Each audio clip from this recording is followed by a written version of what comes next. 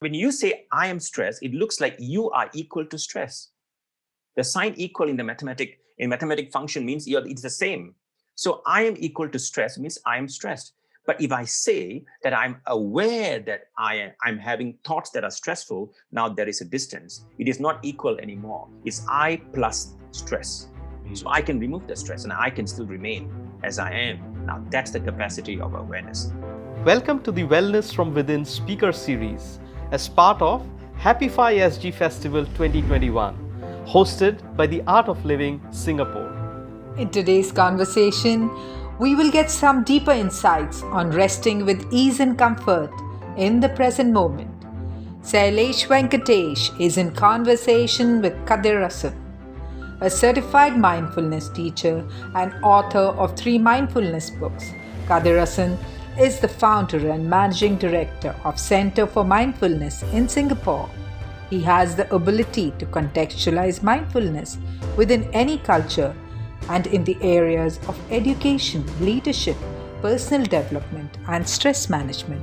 Shailesh is a banker by profession and has been part of leading global financial service institutions like ANZ, Deutsche Bank, and DBS for over 20 years. He has been an instructor with the Art of Living from 2009, teaching the flagship happiness program, yoga and Sahaj Samadhi meditation techniques. He is an avid runner, fitness enthusiast, and passionate about bikes. Welcome, Kadir. Thank you for being here. Thank you, Shailesh, for the warm welcome. It's a privilege to be here and very happy to share what I know. Thank you, Kadir. So, Kadir, let me start off by asking you, what does it really mean to be in the present moment? That's a very good question. In fact, it's a very popular question that I usually get. What does it mean when we say being in the present moment? So there are 2 perspectives to this. There are 2 ways that we can answer this question. Now, the first way that we can answer the question is actually from a perspective of meditation, or what we call as mindfulness meditation. So when we say that being in the present moment, now it means that when we are practicing meditation, the object of meditation and the focus of meditation is usually what is happening in the present moment. That means the attention that we bring to thoughts, to emotions, to bodily sensations are all happening in the present moment. In fact, the attention that we deploy on our bodily sensations, or it could be the breath, or it could be the emotions, all of them are happening in the present moment. So therefore, there are various types of meditation, and mindfulness meditation is one particular type of meditation in a class of meditations that very much depend on the present moment when we are practicing it. So that's the first answer. That means when we practice meditation, then we use the present moment as the anchor and also the object of the meditation throughout the practice. The second answer is a philosophical one. All right, so what is this present moment? Because if you look at the way that we live, and any human being, now in any given time, what we have is only the present moment. In fact, we don't have the past. The past occurs in our memory. So in the present moment, we evoke what's in the memory and then we label it as the past. And again, when we talk about the future, that too takes place in the present moment. However, the future is actually a kind of an imagination or a visualization that we create for ourselves, because the future is not here yet. In fact, the statement, the future is not here yet, is itself invalid, because what we have is only the present moment, the present now. And the other strange thing is, when I say now, it becomes past. When I say now, it has gone to the past. Because we break down time into milliseconds, microseconds, right, in order for us to quantify time. So if we realize when we say time, all that we know about time is all about being in this present moment. Right.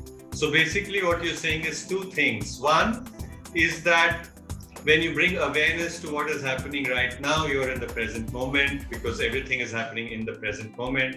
And the second thing you're saying is that at any point in time, there's nothing other than the present moment, because the past is gone and the future is not yet here. So basically, that's what you mean by being in the present moment. Yes, exactly. Right. Very good. So is it difficult to be in the present moment? Of course, it's very difficult because we are trained by our upbringing, our life experiences to always look at the past. In fact, a lot of judgments that we make on ourselves and others is based on the past. We are very much stuck with the past because it gives a certain degree of comfort. Because if I say, for example, Shailesh, I know you very well. When I make that statement, it's not in the present moment. You realize it's about the past Shailesh that I say that I know Shailesh. So it gives a certain degree of comfort to people because it gives this illusion that I now know about something. So therefore, because of that orientation, we tend to always use the past as a benchmark to make any kind of conclusions in the present moment. So therefore, it becomes very difficult because we are trained to think about the past, and the past is not a problem, to be very honest. Past can be very useful as long as we can learn from them. If we can learn from the past, it becomes very, very powerful and very meaningful. But if we get stuck with the past, which is called what we call as rumination, thought rumination, we start to ruminate about the past and we keep repeating the past events again and again. Now that's when we get into a lot of mental health challenges because now we are stuck with the past. So therefore, if the mind is not used to being grounded in the present moment, it automatically gravitates towards past memories.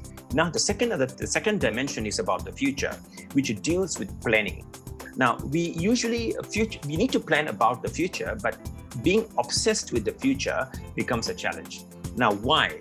Because the future cannot be adequately predicted. Now, that's a challenge.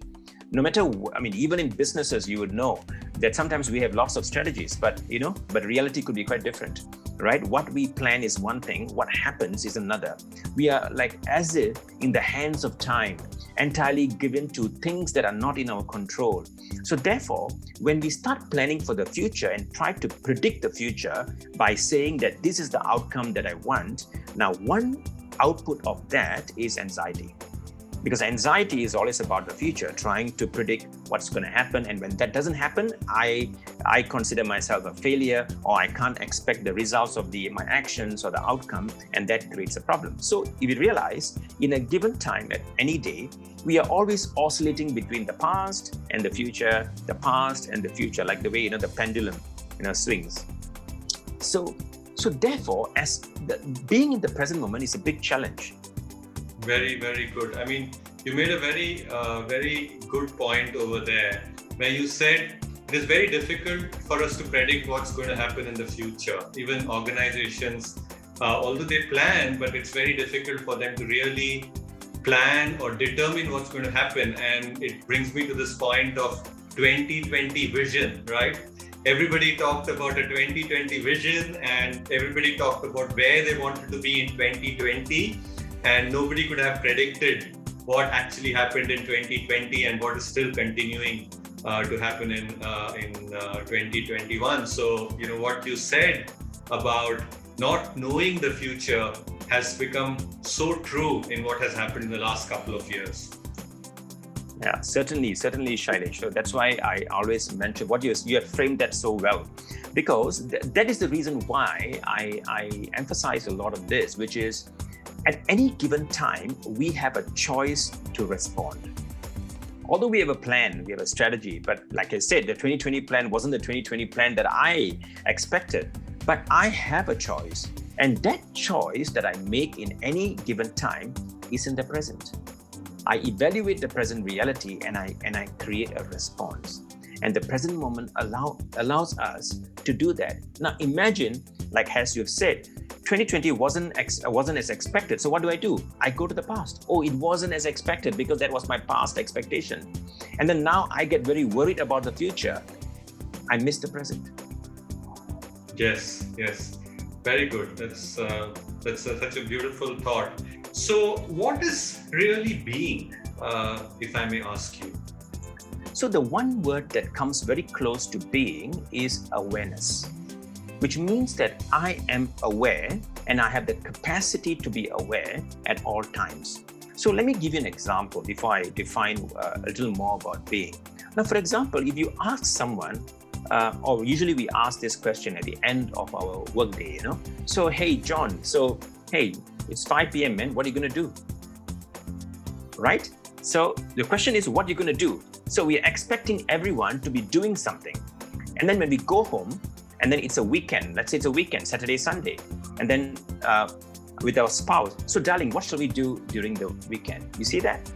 The popular question that we have is just programmed in our head without perhaps an intimate appreciation of what it means, what the implication is when we ask the question, what shall we do?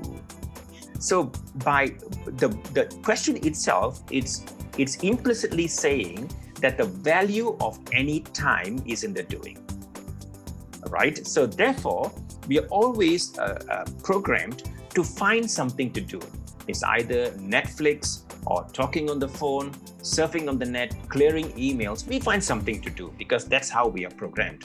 So therefore, we have never thought about defining this being, which is so intimate to us, which is in the form of awareness. So this being, I define it in a way, there are many ways to define it. I use a framework to say that this being can be defined through 3 A's, as I call it. Now, the first A of this being is awareness, the capacity to be aware at all times. In fact, we are aware, but sometimes we are not aware that we have the capacity to be aware. A good example, we say, I am stressed. Actually, the question is, are you stressed or are you having thoughts that are stressful? There are two different things to say. So when you say I am stressed, it looks like you are equal to stress. The sign equal in mathematic function means it's the same. So I am equal to stress means I am stressed. But if I say that I'm aware that I'm having thoughts that are stressful, now there is a distance. It is not equal anymore. It's I plus stress.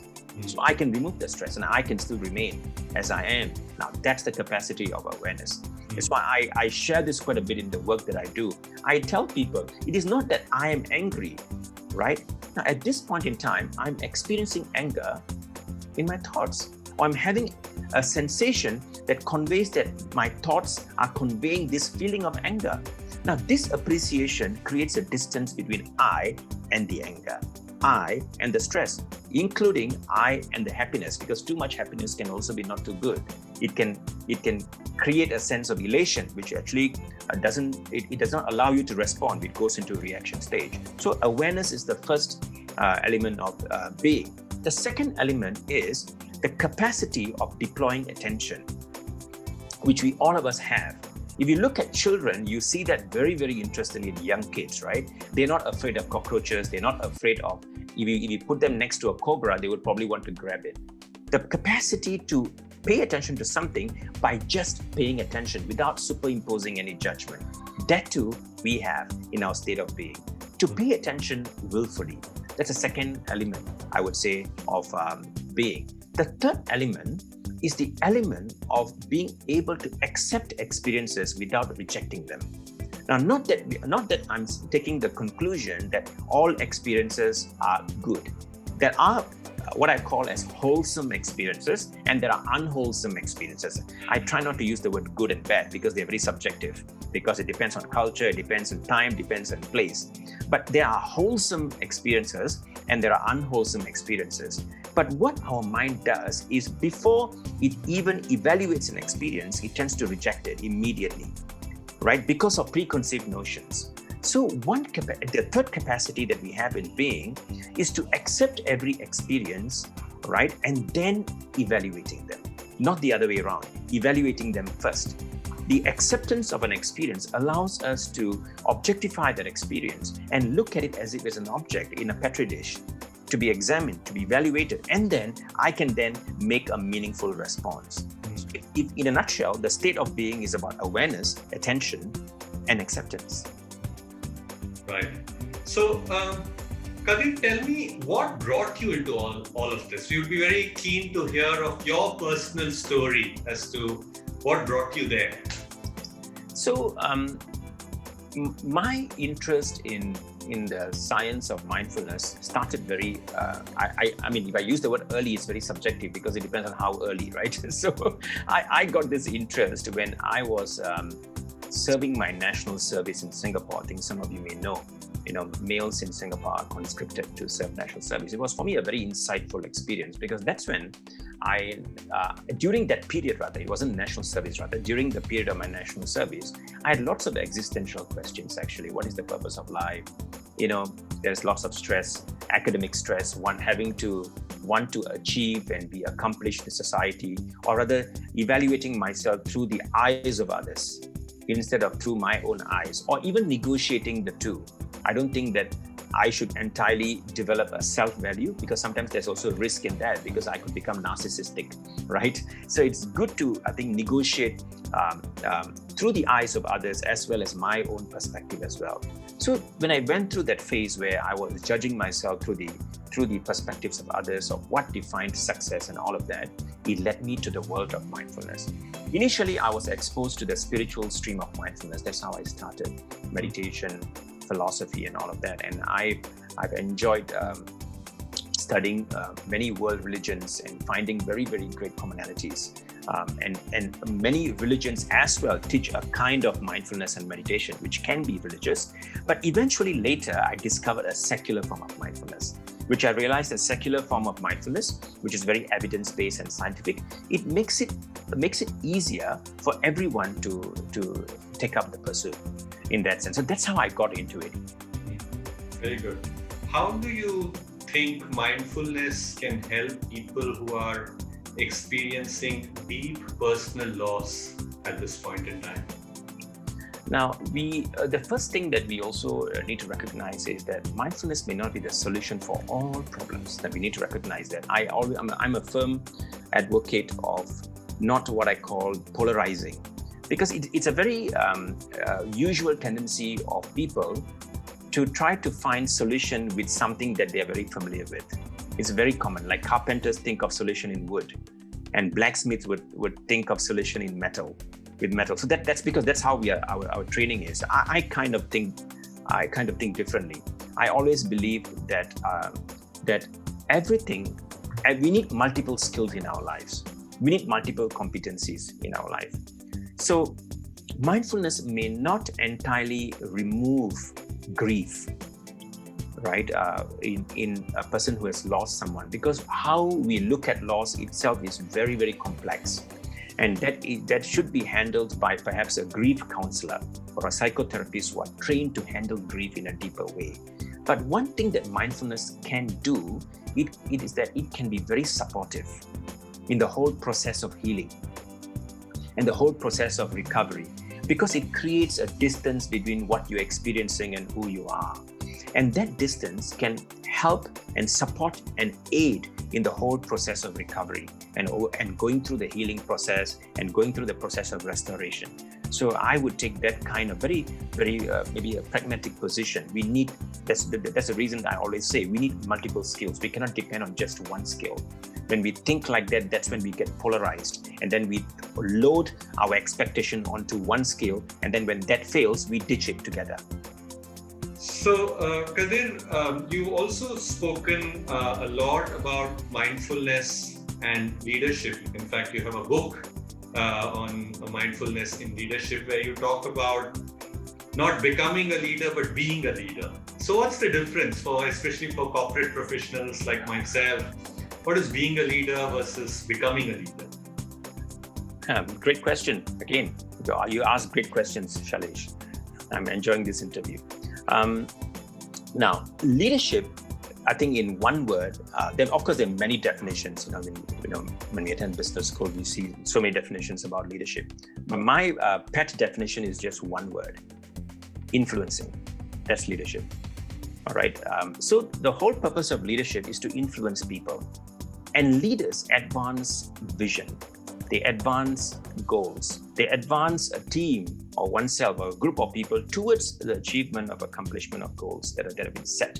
This could be strategic goals, or it could be tactical goals, depending on your role that you're playing.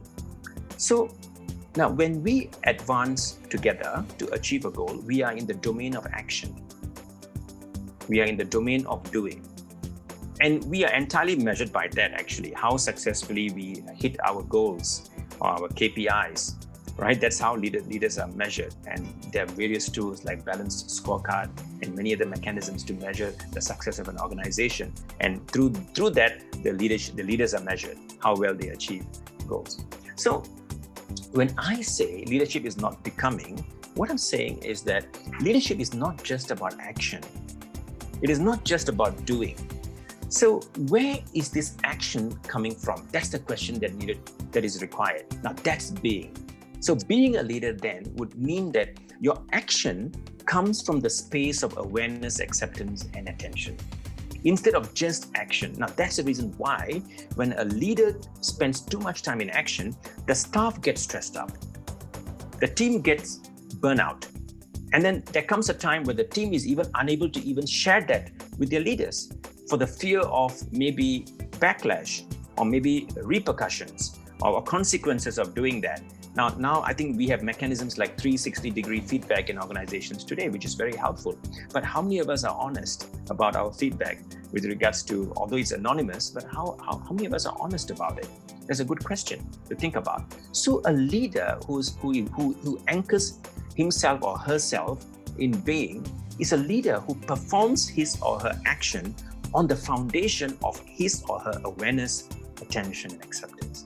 Now, when that happens, that leader discovers the human being that is right in the center, the core of the leader. The leadership comes and goes. Your state of human being stays. So where from here for you, Kadir? What next? What are your goals in life? I have multiple goals with a single vision, I would say. My vision is very simple, which is to promote well-being. That is my vision. My personal vision through the work that I do in whatever capacity is to promote well-being so that people are happy, they discover happiness, they discover how to be a happy person and all of that. So that is my broad vision. But I have a couple of goals. And each of these goals could be dependent on the role that I play. So from the role of someone who is part of the Center for Mindfulness, my role is to also bring mindfulness to people, to as many people as possible, so that they can discover mindfulness, not that I want them to practice it. I always believe in trying to not coerce people to practice anything, but rather making it available and inspiring people to try it out and see if it works for them. That's the kind of approach that I've taken. That's one of my goals, actually, to make it available to as many people as possible so that they can find if this is something they want to try out. So that's one of the goals that I have. Yeah. So, Kadir, would you like to take us through something practical for 2 to 3 minutes on how to get centered? Maybe a good thing for the audience to experience a few moments of really being in the present moment. Definitely, I would love to do that, Shailesh. All right, so we can do maybe a short 2-minute practice, a kind of a mindfulness practice. And we can do this with our eyes open, or we can do this with our eyes closed. All right. I will leave that choice to you, whoever that's listening right now or watching this. Right. We will now begin the practice. Now, allowing yourself to be in this moment, in this present moment, by acknowledging perhaps the posture in which you are seated or perhaps standing right now, just noticing your feet, your knees, your hips, your shoulders, your face, and your head. Noticing these parts of your body would allow you to be anchored in this present moment. And then gently shifting your attention to your breathing. You could possibly do this by bringing your attention to your nostrils, or perhaps your throat, or your chest, or even your belly. You can choose a spot that works for you.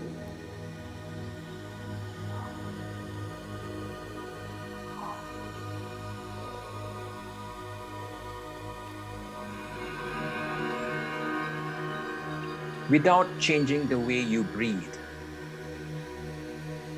and keeping your attention on your breathing as it is right now, now, now, and now.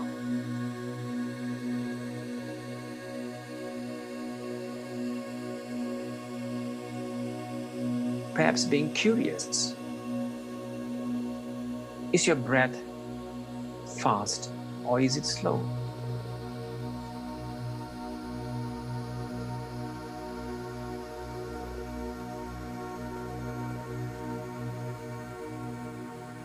Is it deep or is it shallow?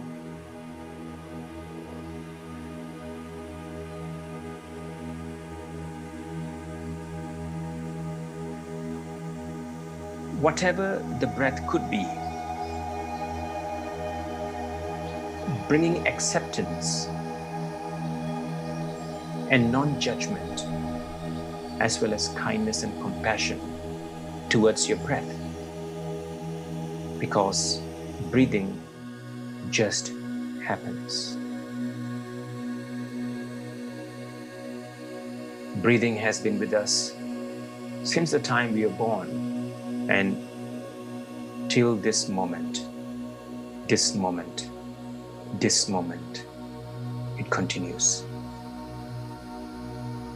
Perhaps bringing some gratitude towards breathing that has been with us through our conscious part of our life as well as the unconscious, as it continues to happen all the time. In fact, we don't choose to breathe. It just happens.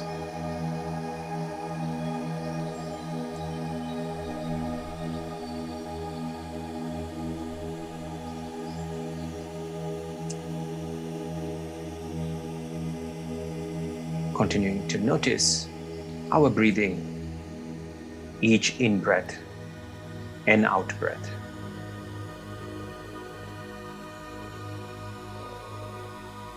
As you approach the end of this practice, give yourself credit for trying this practice, and also to be grateful to our body, sense, mind complex for allowing us to try this practice out. And when you're ready, you may open your eyes.